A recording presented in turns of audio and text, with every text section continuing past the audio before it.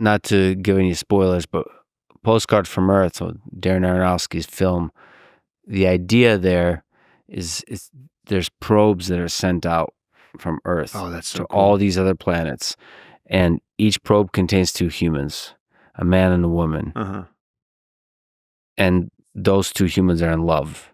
So think of a couple in love.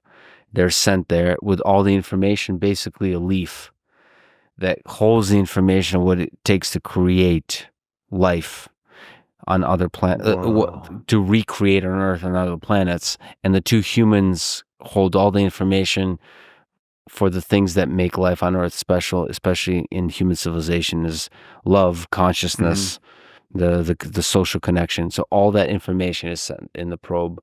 And the Postcard from Earth is those humans waking up, remembering all the information that is Earth, that like a celebration of all the things that make Earth magical throughout its history, all the diversity of organisms, all of that. You're loading all that in to create life on that new planet, which is something I think alien civilizations are doing. They're sending probes all throughout the galaxy, and they just haven't arrived yet. But anyway, that's another... That's so beautiful. And one of the things that I think I want to see that so much. And one of the things that I love about Aronofsky's work is the fountain. And what I find so beautiful about that is that now here he's saying, okay, we're sending probes out to other worlds, alien civilizations. And in the fountain, it was sort of what I thought he did so beautifully was braid together those 3 stories where in one, I don't remember if he's in a spaceship or if that's supposed to be like his soul. The other one, he's a scientist in sort of like comparable times to ours, and then he's the Spanish explorer. But either way, there's the tree of life, and it sort of braids together all of the major religions. And it made me think of that quote that you hear where it says, oh God, what was it?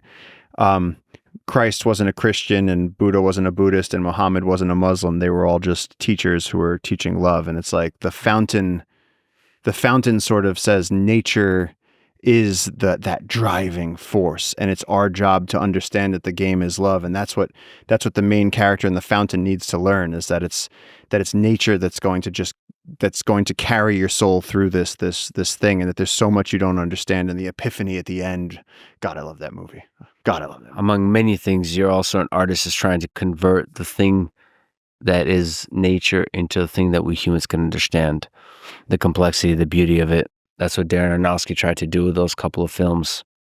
That's something that I hope you do, actually in the medium of film too. That would be very interesting. And you do that in the medium of books currently. How much do you think we understand about the history of life on Earth? I think we got it all wrong.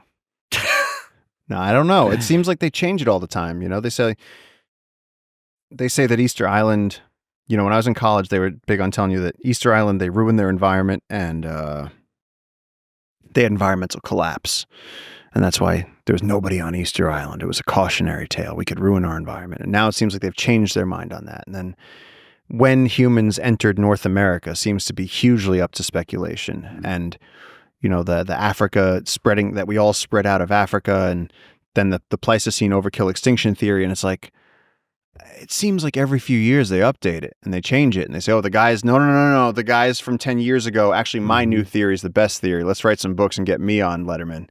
And it seems like there's a new prevailing theory that's really always exciting and edgy about how we got here and where we came from and how we dispersed, and maybe even has some political implications, like how we should use the Amazon moving forward. Like, the Amazon was engineered by people, so fuck it. Let's just cut it down.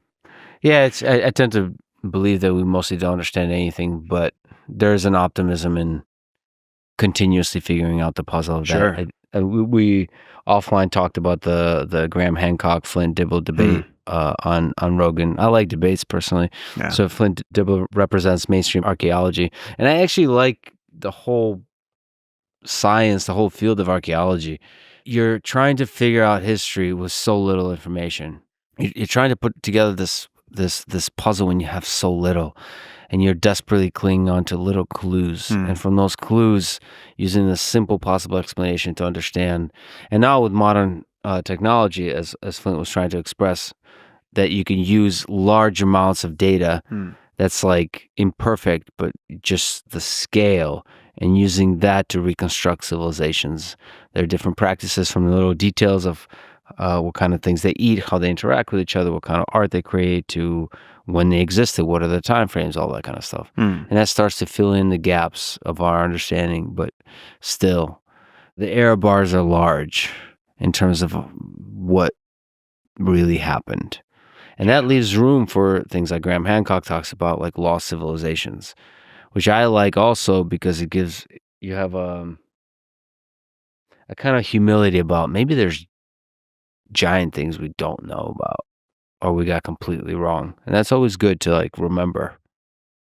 It's confusing to me to imagine like what I don't even know what ended where'd the Egyptians go? Like what happened to it seemed like they were doing so good. They had so much cool shit.